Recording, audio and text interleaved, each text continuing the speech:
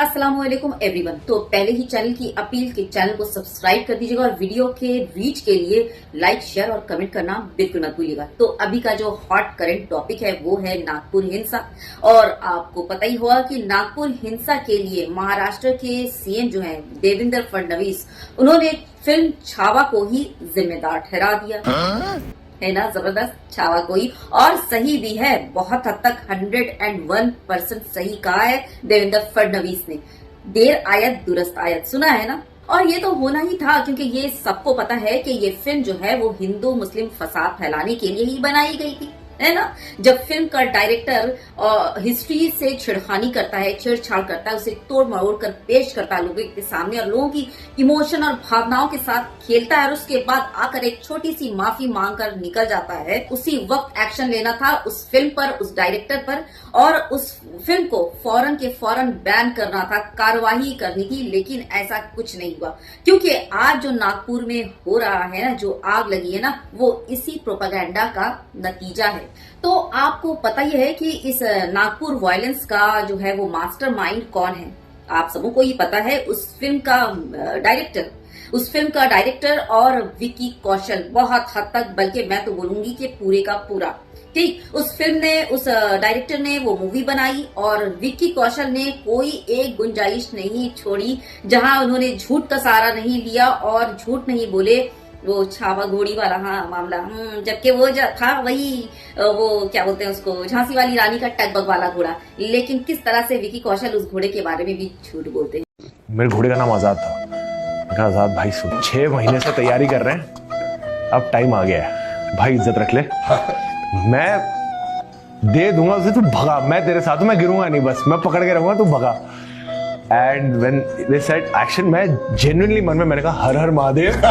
ठीक, तो खैर, और उसके बाद अपने इंस्टाग्राम अकाउंट पर किस तरह से उन्होंने अपने नफरतिया चिंटुओं का वो जो जबरदस्त वाला जो इमोशन उबल उबल कर चिल्ला चिल्ला कर गले फाड़ फाड़ कर धाड़े मार रही थी, लड़के लड़कियां बच्चे सारे, उसका जो है इंस्टाग्राम स्टोरीज पर बाकायदा पिक्स और वीडियोस शेयर करना ये विकी कौशल कर रहे थे बाकायदा।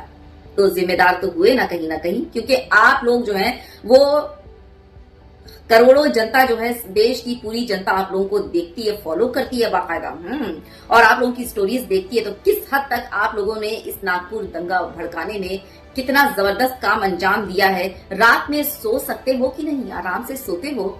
हाँ, सो ही जाते होंगे, क्योंकि इन लोगों को मतलब है ना, तो सिर्फ अपने बिजनेस से, पैसे से इन लोगों को जनता गढ़ती है, मरती है, जलती है, इन लोगों को कोई उससे लेना देना नहीं। तो ये लोग अपना पैसा बनाते हैं, अपना पैसा कमाते हैं और एक जबरदस्त जो है वो लैविशिंग लाइफ जीते हैं। जलते मरते हम आम लोग हैं, हम आम मुसलमान और आम हिंदू, इसके अलावा और कोई नहीं, ना ही नेता संतरी मंत्री और ना ही ये जो प्रोपेगेंडा फैलाने वाले लोग, किसी को कुछ नहीं होता। तो ये तमाम दंगे फसाद छावा मूवी देखने के बाद से ही शुरू है। लोगों की वो जो छुट भावनाएं जो है ना, छिटपट आहत होती ना, उन्हीं लोगों की भावनाएं आहत हो गई और किसी ने तो भावनाओं का जबरदस्त खेल भी खेला है। जी हाँ, क्योंकि दंगे भड़काने थे ना, आग लगाना, गंदी गंदी नारेबाजी करना वगैरह वगैरह वगैरह, और दंगे फसाद फैलाने में और करने में, जो जलने और मरने में कुछ थोड़ी बहुत रही सही कसर बाकी रह गई थी, वो इन 2 टके के तुच्छ नेताओं ने पूरा कर दिया।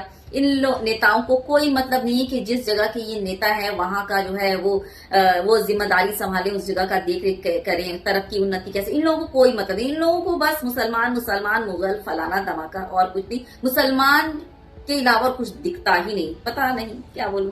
तो मामला ये है कि हिंदुत्ववादी वो जो थे सो कॉल्ड वाले, वो लोग नफरत फैलाने निकले, लेकिन मुसलमानों का भड़कना उसकी एक खास वजह थी। वजह दरअसल ये थी कि उनका कहना है, मुसलमानों का कहना है कि आपको प्रोटेस्ट करना था, आप कर सकते थे, आपको फोटो जलाना, आपको कब्र तोड़ना, आप चाहे जो भी कर सकते थे, लेकिन जिस चादर को लेकर ये लोग डंडे बरसा रहे थे उस पर और उसको पैरों से कुचल रहे थे, उसे जलाया गया, उसमें कुरान शरीफ की आयतें लिखी गई थी। और कुरान शरीफ की आयतों को जलाना और इस तरह से बेहुरमती करना ये कोई भी बर्दाश्त नहीं करेगा। तो मुसलमानों के भड़कने की वजह यही थी कि कुरान शरीफ की उसमें आयतें लिखी हुई थी, तो इस तरह की बेहुरमती करने की हिम्मत कैसे हुई, है ना। आपको प्रोटेस्ट करना था, आप करते, क्यों नहीं? हर किसी को हक है अपनी बात रखने का, आप रख सकते थे। अब इस मामले में गोदी मीडिया कब पीछे रहने वाली थी और सबसे अव्वल नंबर में आ रहा है, यानी नंबर 1 पर आ रहा है नाम वो मुसलमानों का गु खाने वाला जो है ना, हाँ, अर्नब गोस्वामी, हाँ, उसी का। देखिए, That mob that we saw yesterday was a Muslim mob. देख लिया, सीधा मुसलमानों का टारगेट, सीधा मुसलमानों का नाम। और दूसरी तरफ आपको बता दूं कि कुछ मीडिया वाले ऐसे भी थे जिन्होंने सीधा सरकार से सवाल किया है। औरंगजेब विरोध के पीछे सिर्फ हिंदुत्व वाला एजेंडा नहीं है। क्यों नीतीश राणे जैसे मंत्रियों को भड़काऊ बयान देने की छूट दी जा रही है? औरंगजेब की कब्र तोड़कर आखिर क्या मिलेगा? क्या गरीबी, बेरोजगारी मिट जाएगी? क्या औरंगजेब की कब्र टूटने के बाद इतिहास बदल जाएगा? क्या औरंगजेब की कब्र टूटने से मुगलों का नाम देश से मिट जाएगा? शिंदे क्या कह रहे हैं? उप मुख्यमंत्री हैं कि पुलिस ने दोपहर को सब शांत करा दिया, लेकिन रात में 4-5 हजार लोग कैसे आ गए? तो ये तो आपको बताना है शिंदे साहब। आप हैं उप मुख्यमंत्री, आपके मुख्यमंत्री गृह मंत्री भी हैं। यह सरकार बताएगी या सरकार इशारों इशारों में माहौल को और शांत करेगी?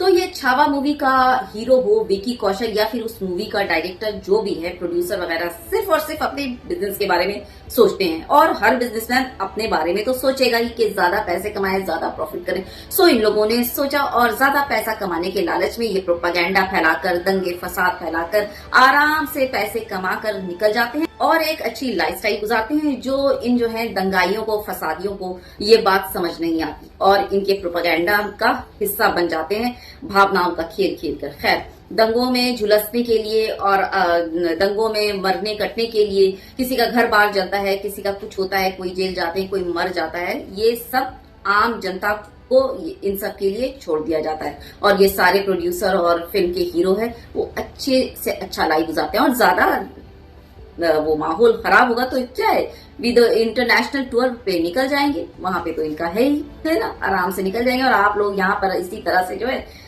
मरते रहो और आपस में कटते रहो, इन्हें घंटा फर्क नहीं पड़ता है। इन लोगों को अपनी जो है ना वो बिजनेस और अपनी कमाई से मतलब है, जो ये लोग अच्छा खासा कर चुके हैं। नागपुर आग की वजह है साजिश। 300 साल पहले मर खप गए एक मुगल राजा औरंगजेब को भाजपा वालों ने अपनी राजनीति का एक जबरदस्त हथियार बनाया और इसी हथियार का इस्तेमाल किया गया हिंदू मुस्लिम दरार डालने के लिए और झगड़े फसाद की बुनियाद की वजह यही बनी। आखिर कब तक, मुझे पूछना है, ये जो पार्टी वाले और ये जो सत्ता वाले जो हैं, ये कब तक इस तरह से मौत और बर्बादी के अंधे कुएं में आम जनता को ढकेलते रहेंगे? ये पूरे देश का सवाल है, वैसे है ना, ये पूरे देश का सवाल है, क्योंकि हर कोई इस मसले से जूझ रहा है और हर कोई इससे कहीं ना कहीं डिस्टर्ब हो रहा है। देश में रहने वाले लोगों का सवाल है, उनकी जिंदगी का भी सवाल है ना, उनके आने वाले फ्यूचर का सवाल है, उनके बच्चों के फ्यूचर का सवाल है। तो ये सारा देश पूछ रहा है कि आखिर ये नफरत का खेल कब खत्म होगा, क्योंकि आज नागपुर नफरती राजनीति का शिकार हुआ है, कल कोई और शहर की बारी आएगी, ठीक। और फिर इन नफरती लोगों को अगर आज रोका नहीं गया तो पूरा भारत नफरत और फसाद की आग में जलकर राख हो जाएगा। तो उससे पहले हो सके, जितनी जल्दी हो सके, थोड़ा बहुत कहीं ना कहीं वक्त रह गया, अगर संभल सकते हैं तो संभल जाइए और आप ही के हाथ सब कुछ है। इन नफरती नेताओं को रोकना, इन नफरतबाजी फिल्म को रोकना और इन नफरतबाज जो चल रही है, जो साजिश चल रही है हिंदू मुस्लिम फसाद को लेकर। क्योंकि मेरा जहां तक मानना है, ना ही एक आम हिंदू को किसी मुसलमान से प्रॉब्लम है और ना ही किसी मुसलमान को हिंदुओं से प्रॉब्लम है। सब लोग अपने अपने काम में बहुत ज्यादा बिजी है, मसरूफ है, किसी को कोई प्रॉब्लम नहीं है। प्रॉब्लम सिर्फ इन नेताओं को है, क्योंकि इनको अपनी राजगद्दी संभाले रखना है, अपनी सत्ता संभाले रखना है, जिसका नतीजा है ये नागपुर आग, ठीक ना। तो बस ख्याल रखिए, और क्या ही बोलूं, ज्यादा से ज्यादा वीडियो शेयर कर दीजिएगा। Take good care of yourself. Jai Hind, Allah Hafiz.